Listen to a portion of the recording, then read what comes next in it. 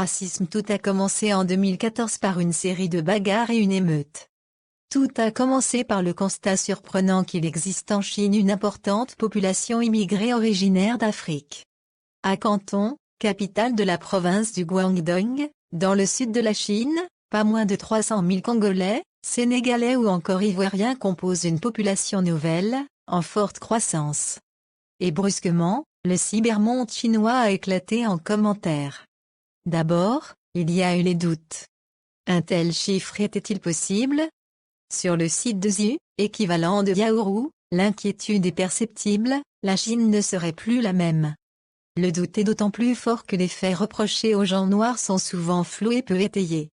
Apparaissent aussi des informations qui montrent le caractère complexe de l'acceptation des nouveaux venus. Une jeune Chinoise constate ainsi que, quand elle sort avec son amant noir, elle fait l'objet de regards désapprobateurs. Il existe donc bien des couples mixtes. Mais ils sont difficilement tolérés. Des expressions nettement racistes sont visibles sur Beidou-Siba, qui se revendique comme le plus grand forum internet chinois, touchant aussi les Chinois d'outre-mer. Un sous-forum intitulé Rien moins que gens noirs de Canton s'est rapidement constitué.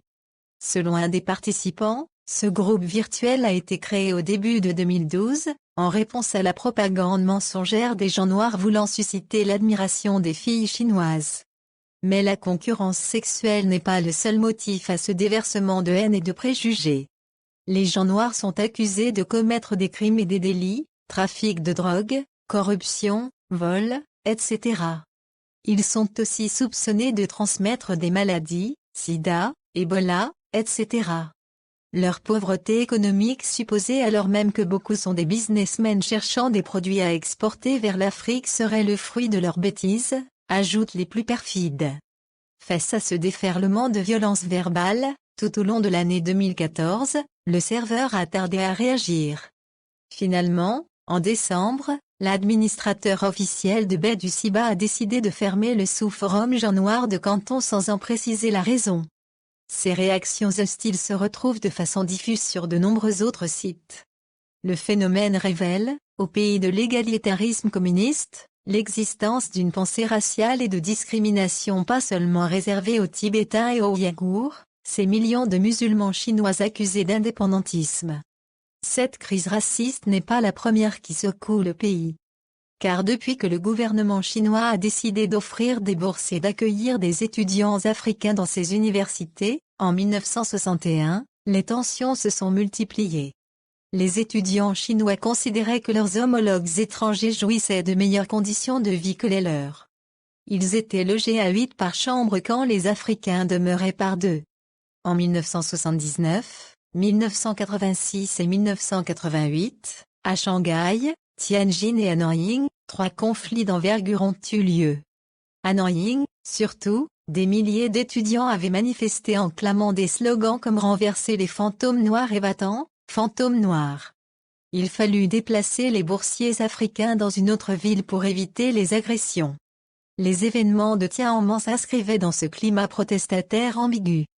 Sans doute la revendication d'homogénéité ethnique sans cesse martelée par le gouvernement chinois pour légitimer sa position sur le Tibet a-t-elle contribué à créer une confusion entre nationalisme et racisme.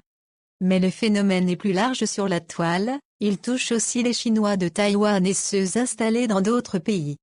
Tout place leur appartenance ethnique au cœur d'un faisceau de préjugés. Les Africains sont considérés comme les ressortissants de pays peu développés et faibles, au contraire du monde occidental perçu comme puissant et très avancé, si l'on en croit une étude de 2009 publiée sur le site chinaperspective.com. Par Yangong Sheng, un chercheur de l'université du Delaware, aux États-Unis. La Chine devrait donc maintenir son intégrité raciale si elle veut poursuivre son développement, laisse-t-il entendre. Sur Beidou comme sur le réseau social Sina Weibo, l'hostilité aux gens noirs passe donc par de nouveaux arguments depuis quelques semaines, qui ne sont pas sans rappeler les débats français. Les immigrés africains sont accusés d'être des clandestins, de dépasser les limites de leurs autorisations de séjour et de se comporter en parasites économiques. Contre l'immigration, pas moins de 10 000 internautes se sont regroupés dans un nouveau sous-forum.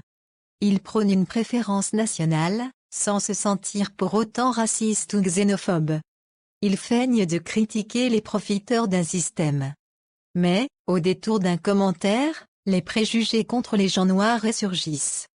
Jusqu'à présent, nul ne leur demande une quelconque autocritique.